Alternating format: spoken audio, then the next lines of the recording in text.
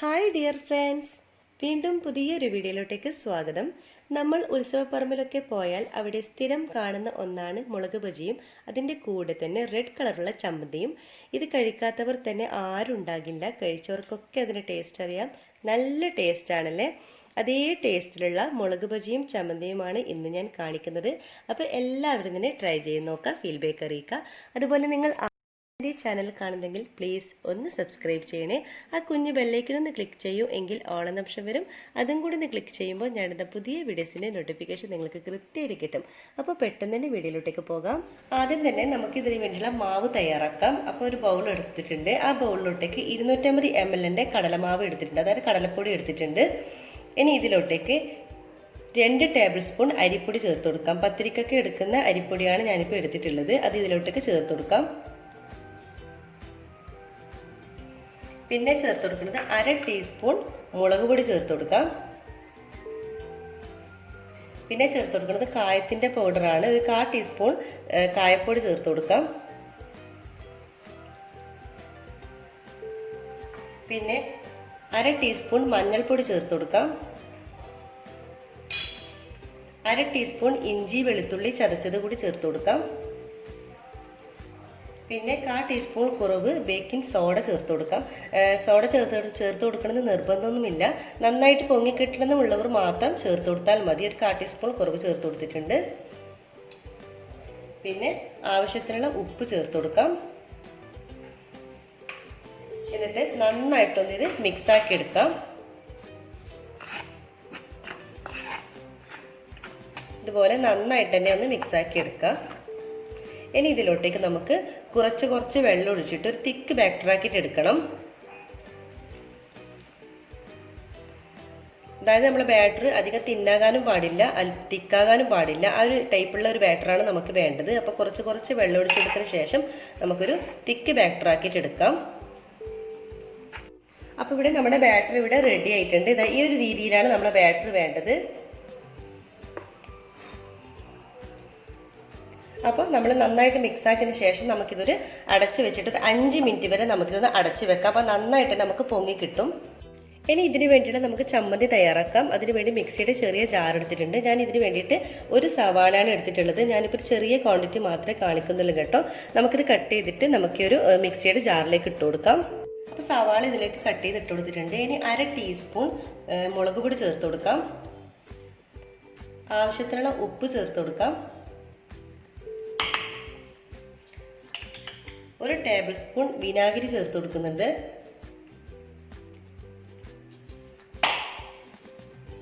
അര ടീസ്പൂൺ പഞ്ചസാര ചേർത്ത് കൊടുക്കാം.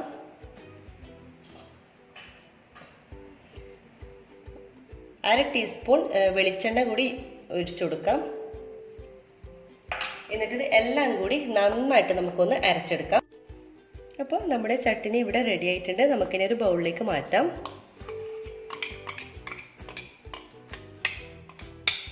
ഞാനിപ്പോൾ ഒരു ബൗളിലേക്ക് മാറ്റിയിട്ടുണ്ട്. ഇനി മുളക് ബജി തയ്യാറാക്കാൻ വേണ്ടി ഞാനിപ്പോൾ 7 ബജി മുളക് എടുത്തിട്ടുണ്ട്. ഇതുപോലുള്ള അതായത് നന്നായിട്ട് തന്നെ കഴുകിയതിന് ശേഷം നമ്മൾ ടിഷ്യൂ വെച്ചിട്ട് നന്നായിട്ട് തുടച്ചെടുക്കണം. അതിനുശേഷം നമുക്കിതൊന്ന് നെടുകെ ഒന്ന് കട്ട് ചെയ്ത് കൊടുക്കാം.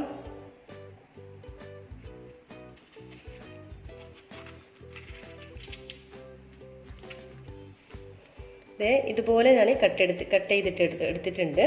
പിന്നെ ഇതിൻ്റെ നടുക്കുള്ള സ്വീറ്റ്സ് ഒക്കെ ഒന്ന് കളഞ്ഞെടുക്കണം കേട്ടോ. നിങ്ങൾക്ക് സീഡ്സോട് കൂടി വേണമെന്നുണ്ടെങ്കിൽ നിങ്ങൾക്ക് അങ്ങനെ ചെയ്യാം.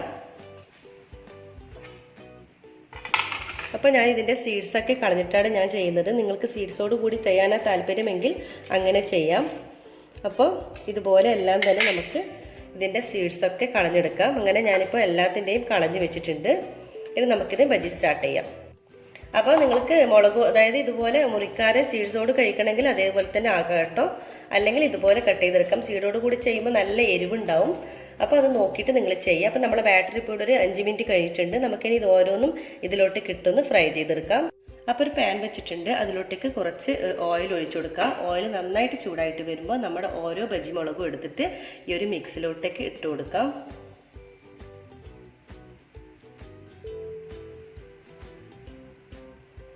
അതിനുശേഷം നമ്മുടെ ഒരു ബാറ്ററിലോട്ടേക്ക് ഇട്ട് കൊടുക്കാം.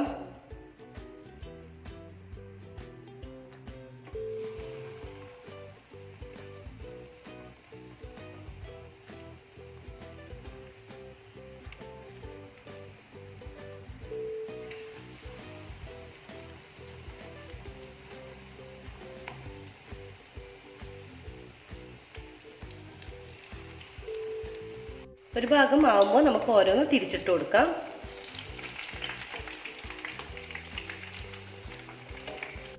അപ്പോൾ രണ്ട് ഭാഗവും ആയിട്ടുണ്ട്. നമുക്കിതൊരു കോരി മാറ്റാം.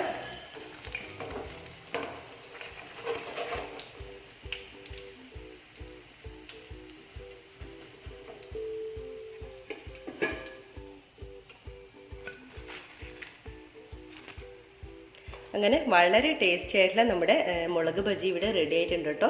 ഇതുപോലെ ബാക്കിയെല്ലാം തന്നെ നമുക്ക് ഫ്രൈ ചെയ്തെടുക്കാം. അങ്ങനെ വളരെ ടേസ്റ്റി ആയിട്ടുള്ള നമ്മുടെ മുളക് ബജിയും നല്ല ചമ്മന്തി ഇവിടെ റെഡി ആയിട്ടുണ്ട് കേട്ടോ. ഇതാ നല്ല അടിപൊളി ചമ്മന്തിയാണ്. ഇത് കൂട്ടി കഴിക്കാൻ നല്ല സൂപ്പർ ടേസ്റ്റ് ആണ് കേട്ടോ. നിങ്ങൾക്ക് എന്തായാലും ഇഷ്ടാവും. കണ്ടോ, നല്ല സൂപ്പർ ടേസ്റ്റ് ആണ്. നമുക്കിതൊന്ന് ചട്ടിനിയിൽ മുക്കി നോക്കാം.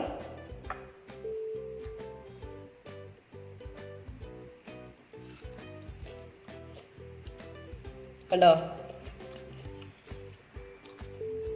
നല്ല ടേസ്റ്റ് ആണ് കേട്ടോ ഇത്. അപ്പോൾ എല്ലാവരും തന്നെ ഇത് ട്രൈ ചെയ്ത് നോക്കണം. സൂപ്പർ ടേസ്റ്റ് ആണ്. അപ്പോൾ എല്ലാവർക്കും ഇഷ്ടമായി എന്ന് കരുതുന്നു. അപ്പോൾ എല്ലാവരും തന്നെ ട്രൈ ചെയ്ത് നോക്കി ഫീഡ്ബാക്ക് അറിയിക്കുക. ഫാമിലിയും ഫ്രണ്ട്സുമായിട്ട് ഒന്ന് ഷെയർ ചെയ്യണേ. ഇതുവരെ സബ്സ്ക്രൈബ് ചെയ്യാതെ കാണുന്നവരാണെങ്കിൽ ദയവായി ഒന്ന് സബ്സ്ക്രൈബ് ചെയ്യാം. ഇൻഷാ അല്ലാഹ് വീണ്ടും മറ്റൊരു വീഡിയോയിലൂടെ വീണ്ടും കാണാം. അതുവരേക്കും എല്ലാവർക്കും ഒരിക്കൽ കൂടി താങ്ക് യു ഫോർ വാച്ചിങ്.